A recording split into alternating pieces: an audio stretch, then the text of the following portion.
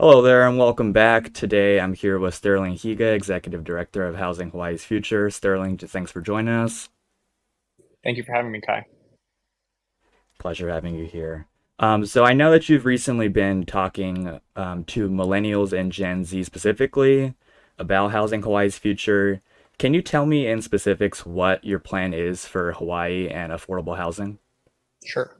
So, Housing Hawaii's Future was founded 2 years ago. It's a nonprofit movement with the goal of, ending our housing shortage in Hawaii so that the next generation can afford to stay. Um, our plan is just like the environmental movement, the movement for social justice have been bolstered by youth activism. Housing, too, is the kind of issue where young people should be involved. In Hawaii, especially, right? The cost of living is so high that a lot of young people have to live. So, what we try to do at Housing Hawaii's Future is to propose solutions. So, we're solutions focused, where we look at what kind of policy changes or programs have worked in other cities, in other states, in other countries. Can we provide some of the policy research to show how that might work in Hawaii?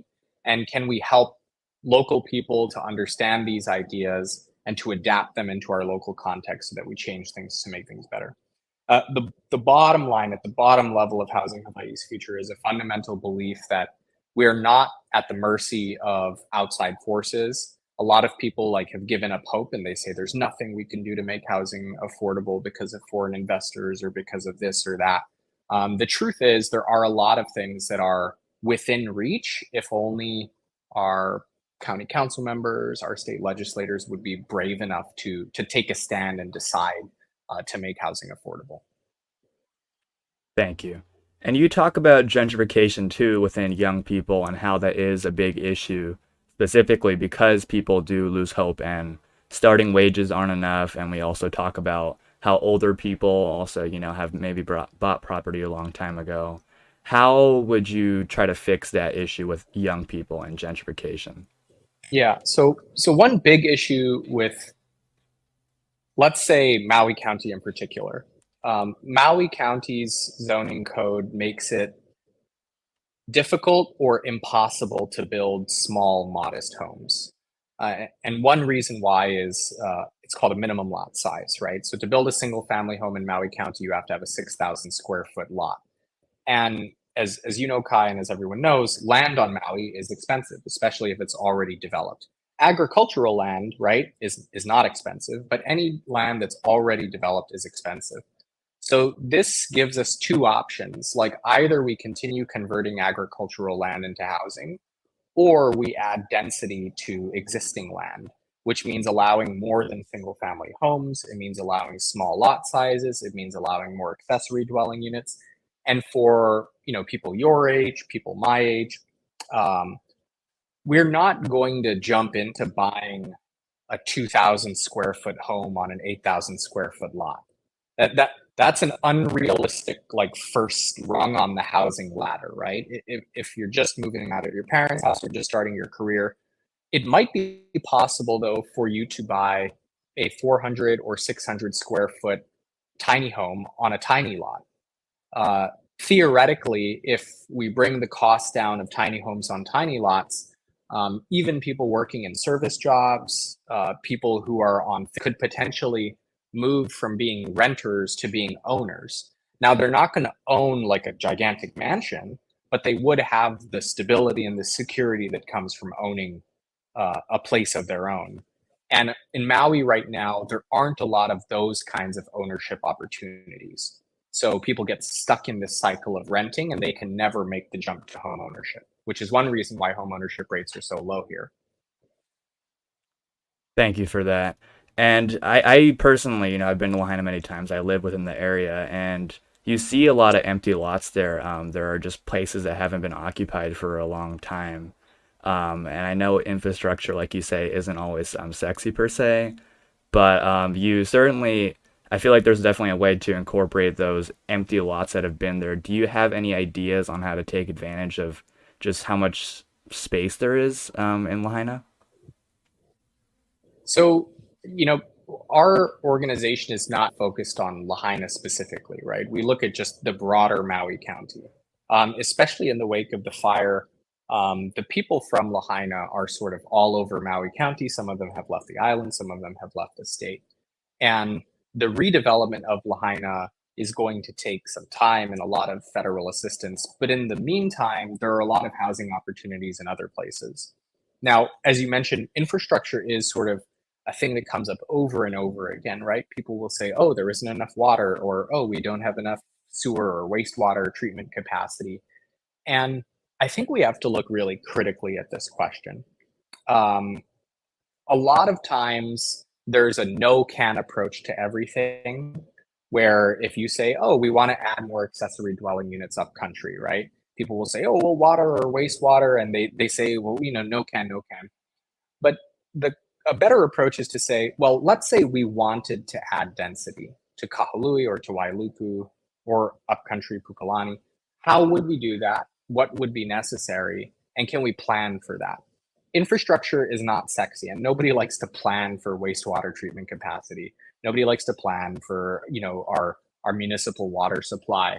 But these are like core functions of government that are really important. And at Housing Hawaii's Future, we try to get people to understand that, decisions that are made about infrastructure are decisions that are made about what kind of future society we live in.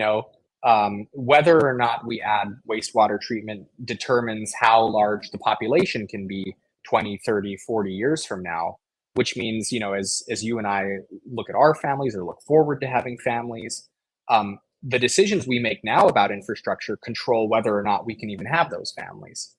And our advocacy is we have to be looking at that, and we have to think about it in terms of what do we want for our children and grandchildren.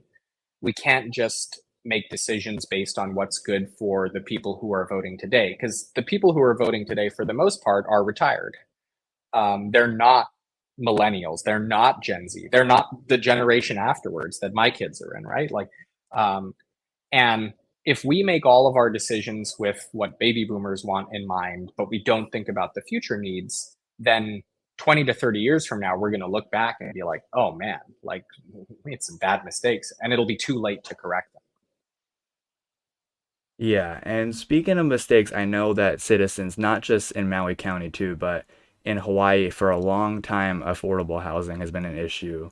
And they've certainly been, especially with right now, the heights, it's really tense. Everyone's high. Do you support the governor's emergency proclamation, or is there any adjustments you'd make to it? Yeah, this is a complex question.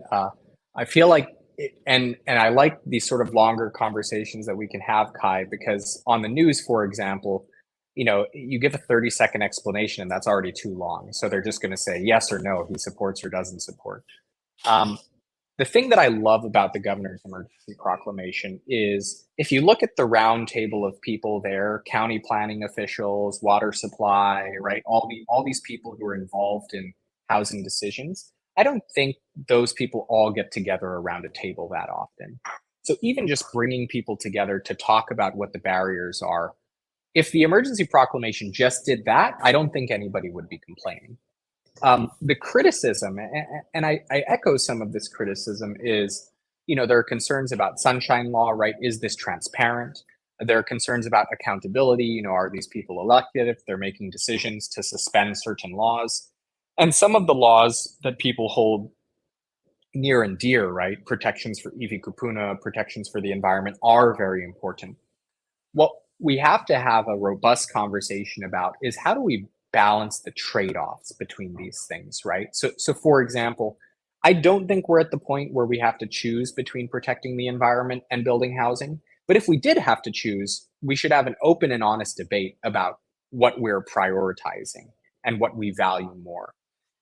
In my opinion, though, the emergency proclamation and the governor's working group would not be necessary if not for a failure, especially at the county level. The counties, the way our government is set up is the counties are in charge of land use and zoning. They're supposed to make the most important decisions about what can be built and where it can be built and all of those things. And our counties, and not all counties equally, but some counties more than other, have made decisions, fundamental decisions, that make it really difficult to build affordable housing. And everybody likes to like point the finger, like, oh, it's this department or it's that department, or but I always think, right, like whoever we point the finger to has the power. And so if we're always pointing fingers at, oh, it's Department of Health or it's, Department of State Division of Historical Preservation, we're never thinking about where do we have power. Now, most of us do have the power to influence our county council members. So both of us being residents of Maui County, there are 9 people, they're in the community, they care about this issue. If we argue to them like, hey, we can change these laws, make it easier to build affordable housing, make it easier to build housing for the homeless. We don't need a governor, right? We don't need a secret working group, right? We don't need to suspend any laws. We can do it legally with sunshine law. We can have members of the public come in to testify, right? We can have a good discussion. That's possible. Um, the problem is until things get really bad, nobody wants to like take that risk or step out or do anything. But I think that's changed now, and as tragic as it is, in talking to some of the members of the Maui County Council, them seeing the impact of the fire, they're like, wow, if we don't get a grip on housing, we're going to lose a bunch of families. Um, there is an opportunity to really look at this. And I think we don't need the emergency proclamation if the legislature, if the county councils step up and do it themselves. And that's the way in a democracy we should be making decisions, right? Our legislative bodies should be looking at the problems, proposing solutions, and then advocating, right? And rallying the people to change laws that are holding us back. Yeah, and I know that there are migration patterns happening right now as we speak with people, especially low income groups, whether that may be like our Latino community or anything, just moving out because they can't afford homes or they lost their home. And some people's criticism, like you said, of the governor's emergency proclamation is that perhaps by with these new homes, it would only appeal to people who do remote working and people who actually can move in from outside areas and buy the land. And how do we combat that? Because I know it's an issue where people that can work from home and can make money end up moving here because it's appealing. How do we fix that? Yeah, this is a huge question, right? Um, there are 2 things. One is we want to ideally ensure that the housing we build will benefit people who grew up here, people who are members of the community, right? Our workforce, but not just workforce, like our kupuna, people who volunteer in the community, right? People who are active participants here. We would prefer that housing go to them rather than people who are not here 9 months out of the year. So how do we get the housing to them is the question. One model that's been used on Maui, and Maui was a pioneer of this, was the community land trust model. So Nahale o Maui is a land trust here. They own the homes and then they lease out the homes to local people, local families, and the local families live there. And then when the local family wants to move on to a different home, the lease goes back to the land trust and the land trust can lease it out to another local family. And that's one way to keep it for local families. Department of Hawaiian Homelands is very similar, right? Where they essentially lease homes to Native Hawaiians. And those leases, if a family doesn't want it anymore, it goes back to DHHL, and then the Department of Hawaiian Homelands can lease that out to another Native Hawaiian family. Beyond that, though, there are a variety of options, and I always think in terms of options rather than here's what we have to do, right? Because we have to look at, given what's possible, what would be best in this scenario. One thing that's talked about is deed restrictions. So there are different types of deed restrictions. One would to say a property has to be owner occupied so that somebody has to live in the unit. Another deed restriction could be if you sell your unit in the future, you have to sell it at a price that's affordable at the same level that you bought it at, right? So let's say you bought it at the median income. You have to sell it at a price that's affordable for a family at the median income later on. That's another way. Um, One of the things that I've talked about, and nobody has ever told me that it's illegal, and so I think it's worth trying, is what I call zip code housing. And that's the idea. What if we built affordable housing and we gave a preference to anybody who worked in that zip code or like a zip code right next to it? right? So I live in Haiku. What if we build housing? And if you worked in 96708, you got first dibs at that housing, right? Or West Maui, same thing. What zip code housing or sort of like location preferences would do would be to do a couple of things. One is they would help people who work in that community to live in that community, which is really important because for quality of life's sake, if you have to commute an hour every day to your job, which a lot of people on Maui do, that's 2 hours, right? Where you're not able to volunteer in your community, you're not able to go to church, you're not able to be with your family, you're not able to help your kids with their homework, right? Which is a real drain on families. But beyond that, cost of living is cost of housing, which for many families in Hawaii is more than 30% of their income. But the second greatest expense for most families is transportation, which is sometimes 15 to 20% of income. You add those two things together, and a lot of families are spending half their money, right, every month, at least half of their money on rent and their car costs. That's before they even get to food, right? Or any of the other stuff that families need.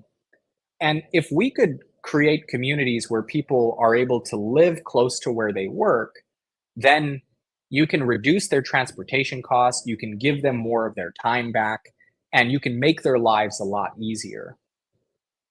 One of the problems with that is in Maui right now, a lot of the housing development takes place very far away from any of the jobs are. So, I don't know if you've ever driven up Haleakala Highway at about like 4:35. It's just people going home, right? And they're going home Yeah. from West Maui, and they're driving fast because they've been driving already 45 minutes, and they just want to get up that hill and get back to Pukalani or up country. Um, if those people had more affordable housing options closer to where they work, I think many of them might choose, right, to live closer. But right now, we don't even give people that choice. Some people are going to choose to live farther away and drive an hour, right? But a lot of people will choose to live closer. And I know this because I grew up in Honolulu, and my mom chose an apartment that was 15-minute walking distance to downtown. So she worked downtown as a paralegal in a law firm, and she could either catch the bus or she could walk to work. And I could walk to school. And so for the first like 16 years of my life, we didn't need to own a car. And of course, that allowed us, even though my mom was not wealthy by any stretch of the imagination, it allowed us to save money for other things that we could spend money on and invest in other areas of our life. Um, on Maui, it'd be pretty hard to do that. To live without a car on Maui for most families is super difficult. But the biggest part of why it's difficult is because we don't have this sort of live, work, play communities, right? Where you can live, you can work, and then you have your recreation opportunities, right? For young people, that might be nightlife, like bars and exciting things to do at night. If I look at a map of Maui, you think about South Maui, there's a lot of resorts. West Maui, there's a lot of resorts. And then Central Maui is like a huge population center.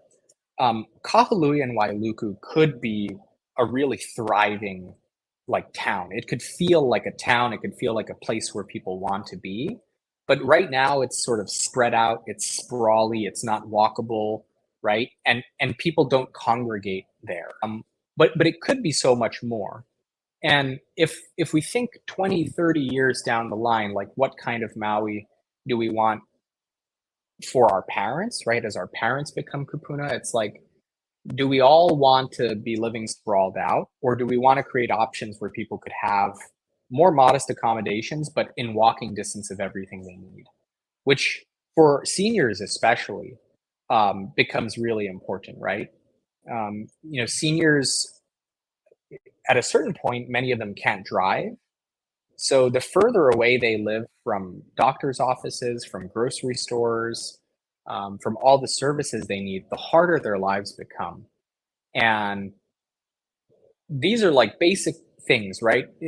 Thinking 20, 30 years into the future, what is the broader vision for Maui County that everybody should be involved in? Sorry, I've talked for a long time, Kai, but one last thought is like, we tend to No entrust worries. these decisions to planners, we give to planners who went to like a fancy school and got a degree in regional planning or whatever, and they'll host public meetings about planning. But I guarantee you, if you go to any public meeting about planning, there's nobody there under the age of 45. So it's like, what a joke, right? Like, what a joke that you're talking about planning decisions for the next 50 years, but the people who will be alive and inherit those decisions. Sorry, I think I cut out, but No, I'm no done with that worries. Yeah, question, yeah. Kai. Yeah, I appreciate that. And that is an issue not only here, but nationally too. We see older people on Congress that have served for a long time, but necessarily don't share the same views with people that are younger and are looking for change. And those are all great ideas. I appreciate you definitely getting into specifics. That's something that I was looking forward to hearing. I know that like small news clips and the 3 minute testimony you got, you only had a certain amount of time to actually say what you needed to say. And I'm glad we actually got to sit down and do that. But I do want to move into just one last segment about the Building Beyond Barriers group. I know that in your speech you did say that we should stop yelling at Nani, and obviously that did not change. She did resign. She was facing a lot of online pressure, and I know in the meeting too that people were upset. You had PJ Penn and more, but I just want to go back to what you were saying about zoning laws, and I know in 1907 they were created in Berkeley. They do have racist origin, as you said, and I know you used that term a lot too, and you correlated it with racist. But I want to ask you, do you think that by removing zoning laws that would be a big step in affordable housing, or is that simply just to end this idea of discrimination created? Yeah.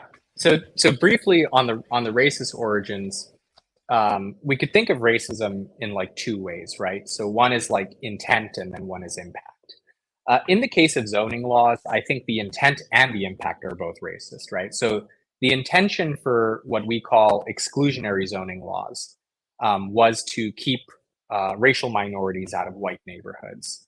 And these laws were developed in different cities, right? Not just one city came up with all of these laws, but they're sort of like a constellation of different policies. So one is like minimum lot sizes. You must own this much land to build a house. Another one might be limits on the number of units you could have on your property, right? Usually single family zoning. You can only have one house, which essentially discriminates against extended family.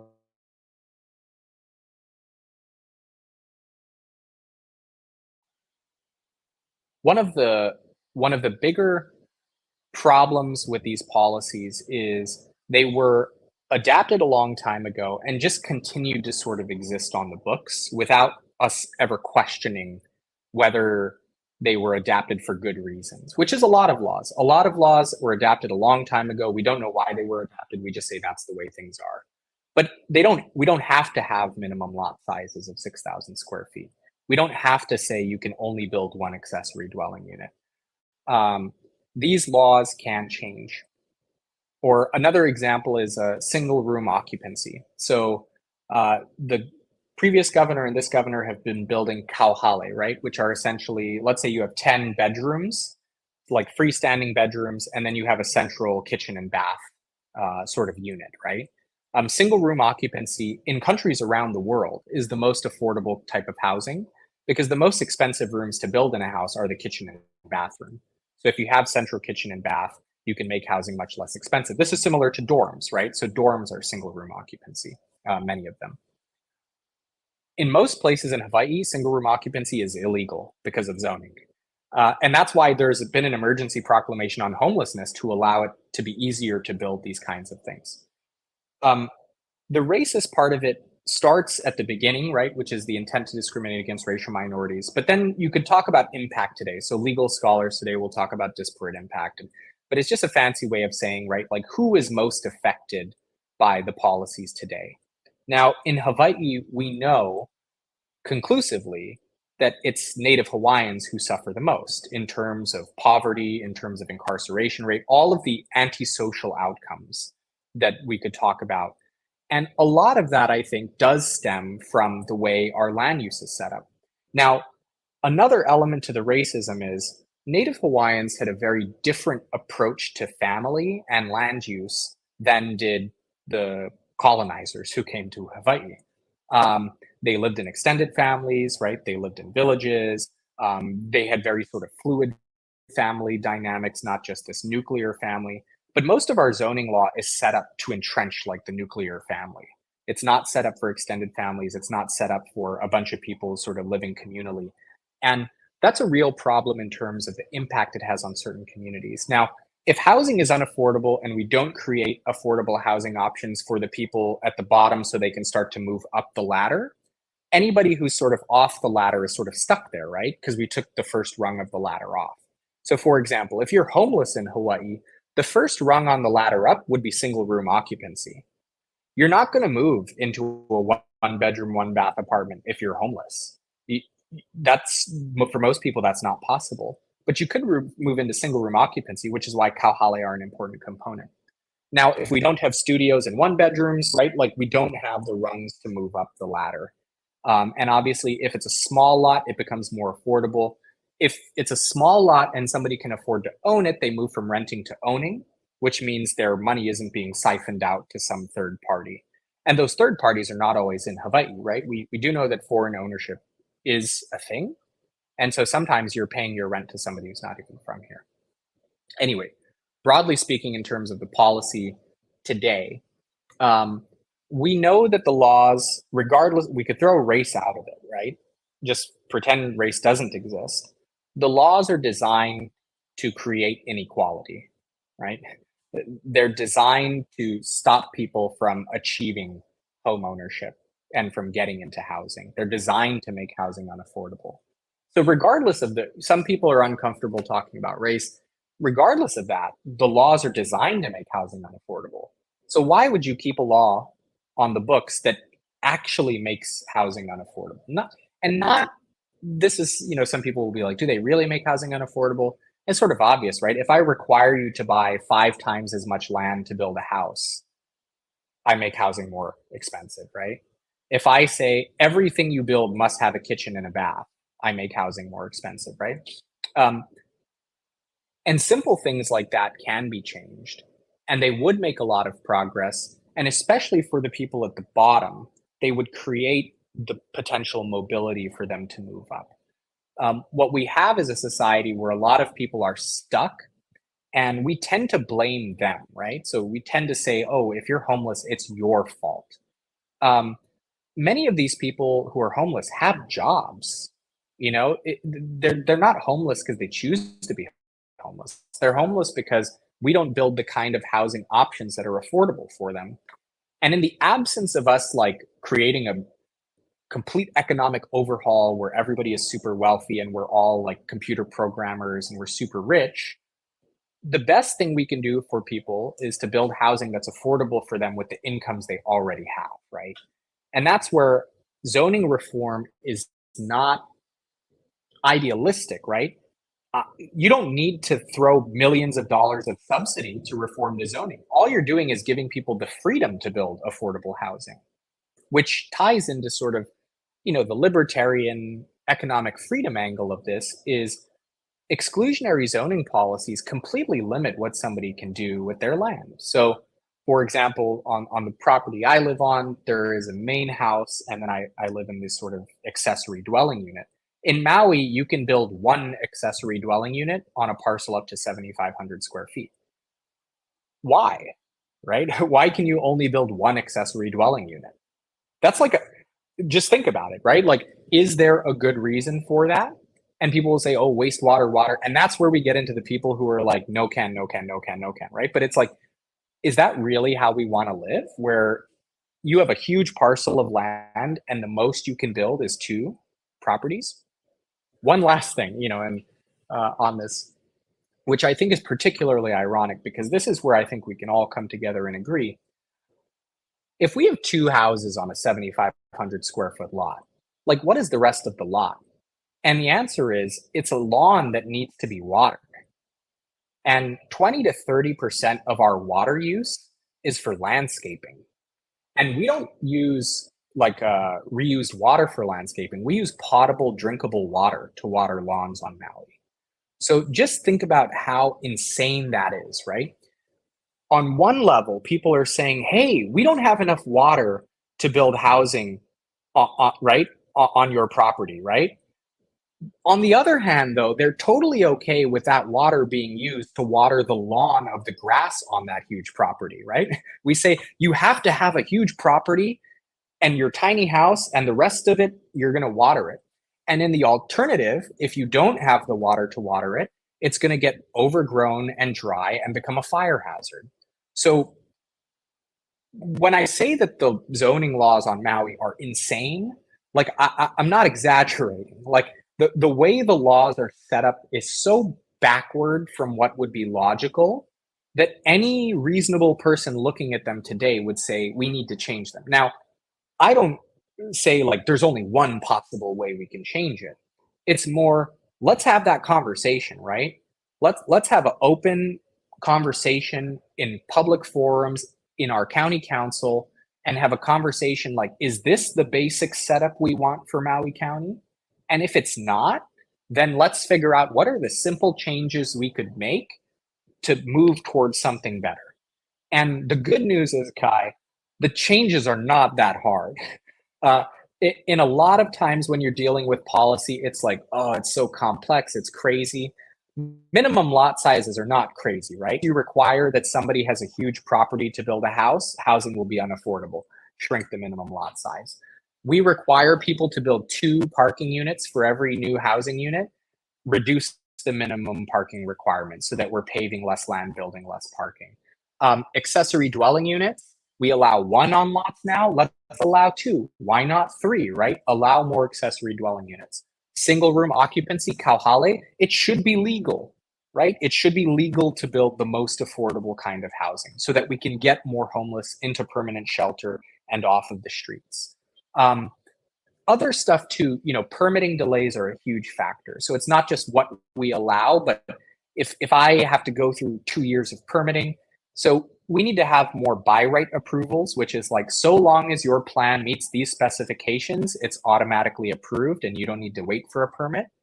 We should also think about what are called shot clock laws, which is the planning department has 90 days or 180 days to review your permit. And if they don't review the permit and make a decision in that time, it's automatically approved. Because the other factor that limits our ability to build affordable housing is, even if I'm an altruist, I want to build affordable housing. If it takes me 2 or 3 years to get the permits to build it, I'm not going to do it. It's just too much hassle, right? And a lot of that is making sure we're reducing the burden on government so that it can do what it does well better and not have to hassle with other things. In Honolulu County, for example, they recently passed a law that any home improvement project under a certain dollar amount doesn't need to get a permit, right? So if you're just doing basic repairs, $5,000, $10,000, you don't need to go get a permit. Now, that's more freedom for homeowners to do their work without needing a hassle with government.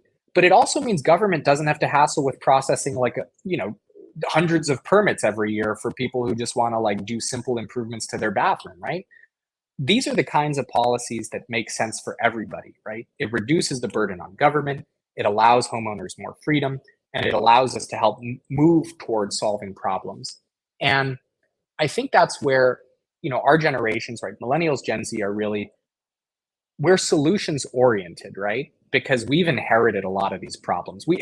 None of us were alive when the county zoning code of Maui was adopted in 1960, but we know it needs to be reformed. And here's the thing that makes it so urgent, right? Is like, so it was adopted in 1960 and hasn't been reformed yet. So that's 60 years, which means if we change it in the next few years, that's like the next 60 years of Maui County. So it's something that we have to get right. Because if we leave bad laws on the books, nothing will change in our lifetime, right? I don't want to die when I'm 90 years old and the Maui County zoning code to be the same as it is. Because I know if we leave it the same as it is, my children, my grandchildren will not be able to afford to live here. And so that's where there's an urgency for us to take this on as young people, right? To step into leadership, to hold our elected officials accountable and the way towards solutions. Because every generation inherits problems and then has to find the solutions to those problems. To be honest, like it's not our grandparents' job to do this for us. It's not even our parents' job to do this for us. It's our job now, right? Um, we can look at the problem, we can do the research, we can come up with solutions, we can propose them, we can advocate, we can get organized, because that's what all generations have to do in a democracy, right? We can't just entrust it to our parents and then look 30 years from now, it'll be our kids' turn, right? And they'll get to do the same thing and take over leadership and advocate for what they want the future of their community to be. And so at Housing Hawaii's Future, that's what we stand for, right? Our whole goal is like there's a bunch of different solutions, right? We try to expose people to all sorts of different solutions. We try to get young people to care about these issues and see how it affects them and it affects their families and the people they love. And we try to give them the tools that they need to advocate for themselves, right? Here's how you get involved at the county council. Here's how you get involved at the legislature, right? Here's, how to give testimony. Here's how to write a letter to your legislator. All of those essential skills of civic engagement so that they can end up taking leadership and become the leaders that the community needs to solve our housing problem. But beyond housing, all of our problems are like this, right? We inherit the problem, we have to work together to find solutions, and that's what we're about. I appreciate that, Sterling. That's all really insightful, and I think that basically covers all I had today. Thank you so much for joining us once again, Sterling Higa, Housing Hawaii's Future. Thank you for so much for joining. Thank you, Kai. Keep up the great work. Thank you.